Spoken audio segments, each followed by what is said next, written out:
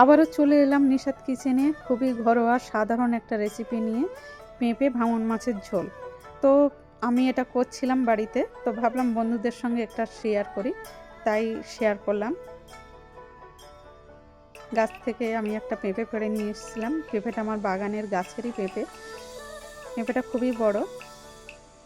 দেখো বন্ধুরা, পেঁপেটা অনেকটা বড়, তবে এত বড় পেঁপে আমি নেব না, হাফ নেব, কারণ মেয়েরা তো পেঁপে খাবে না, আলু বেছে খাবে, ওই জন্য একটু আলু দিতে হবে, তাই আমি হাফ পেঁপে নিয়েছি। পেঁপেটা এখানে ডুমো ডুমো করে কেটে নিয়েছি। জল দিয়ে আমি পেঁপেটা 2-3 বার ধুয়ে নেব। দেখো খুব ভালো করে জল থেকে ধুয়ে আমি জল থেকে পেঁপেটা তুলে নিচ্ছি। পেঁপেটা ধোয়া হয়ে গেছে আমাদের।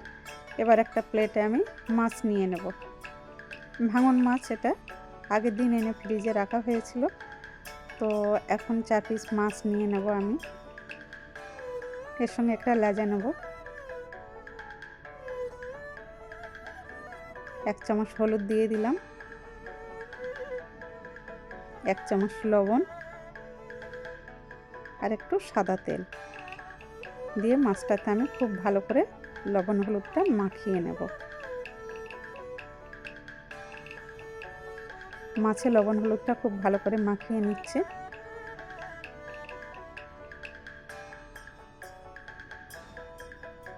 এবার গ্যাসে আমি একটা লোহার কড়াই বসিয়েছি, তবে লোহার কড়াইতে ভাজাভুজি করতে আমার ভালো লাগে, তাই এখানে লোহার কড়াই আমি ব্যবহার করেছি। লোহার কড়াইতে একটু সাদা তেল দিয়ে দিলাম। তেলটা গরম হয়ে গেছে, অল্প একটু লবণ দিলাম। লবণ দিলে কি হয়, মাছটা দেওয়ার পরে তেলটা ছিটিয়ে যায় না, তাই একটু লবণ ব্যবহার করলাম। এবার তেলটা গরম হয়ে গেলে আমি এক এক করে মাছগুলো ওই তেলের মধ্যে দিয়ে দিচ্ছি।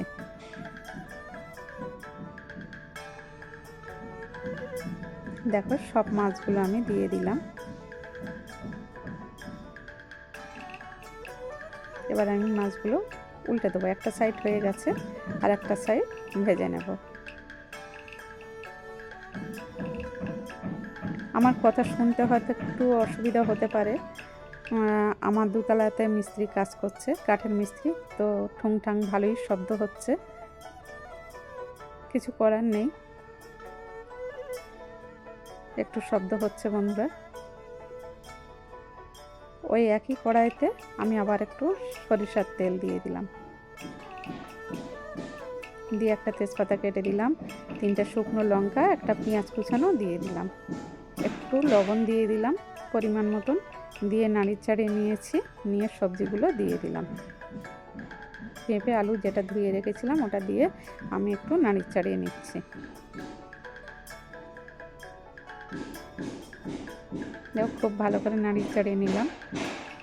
এখানে ধনিয়ার গুঁড়ো দিয়ে দিলাম হাফ চামচ,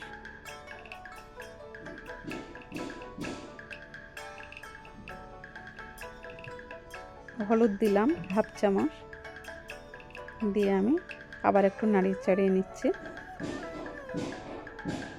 লাল শুকনো লঙ্কার গুঁড়ো 1 চামচ দিলাম, দিয়ে আবার ভালো করে নাড়ি চাড়িয়ে নিচ্ছি। খুব ভালো করে ভাজা ভাজা করে নিতে হবে এটাকে।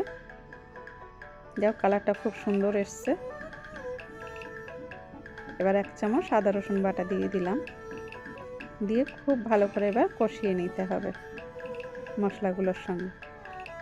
আমি খুব ভালো করে কষিয়ে নিচ্ছি। দেখো কালারটা সুন্দর এসছে, খুব সুন্দর একটা গন্ধও ছেড়েছে, খুবই ভালো সুন্দর একটা কালার এসছে। এবার আমি 1 গ্লাস জল দিয়ে দিলাম, দিয়ে আবার একটু নাড়িয়ে চাড়িয়ে নিচ্ছি। দেখো খুব ভালো করে নাড়িয়ে চাড়িয়ে দিলাম। এবার এটাকে ফুটে উঠলে আমি একটু ঢাকা দিয়ে দেব। ফুটে উঠেছে, এবার ঢাকা দিয়ে দিলাম। 10 মিনিট পর আমি দেখব। 10 মিনিট পরে দেখছি যে এটা জল কমে এসছে, হয়ে গেছে। আবার নাড়িয়ে চাড়িয়ে নিচ্ছি। এবার এখানে হাফ গ্লাস জল ব্যবহার করব। হাফ গ্লাস জল দিয়ে আমি আবার একটু নাড়িয়ে চাড়িয়ে নিচ্ছি। 1 চামচ চিনি দিলাম। এখানে ছোট চামচের 1 চামচ চিনি দিলাম। চিনি দিলে কি হয়, তরকারির স্বাদটা বেশ সুন্দর আসে আর কালারটা তো খুবই সুন্দর হয়। যে কোনো তরকারিতে চিনি দিলে কালারটা সুন্দর আসে। এবার ভাজা মাছগুলো আমি দিয়ে দিলাম, দিয়ে খুন্তি দিয়ে চেপে চেপে একটু বুড়িয়ে দিলাম। এখানে জিরে, ধনে, মরিচ গুঁড়ো আমি 1 চামচ দিয়ে দিলাম। 3টে আমি একসঙ্গে মিশিয়ে দিয়েছি 1 চামচ। 3 রকম মেশানোই ছিল আমার। খুন্তি দিয়ে দুটো একটা আলু আমি চেপে চেপে দিচ্ছি, কারণ খুন্তি দিয়ে আলুটা চেপে চেপে দিচ্ছি এই কারণে, ঝোলটা একটু গাঢ় হলে খেতে ভালো লাগবে। আমার রেসিপিটি হয়ে গেছে, একটা প্লেটে সাজিয়ে নিয়েছি। এইভাবে আমি পরিবেশন করব। খুবই সহজ ঘরোয়া একটা রান্না। তো আমার রেসিপিটি ভালো লাগলে লাইক, কমেন্ট, শেয়ার করবেন। আপনারা একটু বেশি বেশি করে কমেন্ট করবেন, যাতে আমি খুব খুশি হয়ে যাই, বেশি উৎসাহিত হয়ে নতুন নতুন রেসিপি যাতে আপনাদেরকে দেখাতে পারি। তার জন্যে আমার রেসিপিটি ভালো লাগলে বেশি বেশি করে সবাই একটু সাবস্ক্রাইব করবেন, শেয়ার করে দেবেন। আজ এ পর্যন্তই, দেখা হবে আবার পরের ভিডিওতে। সবাই ভালো থাকবেন, সুস্থ থাকবেন।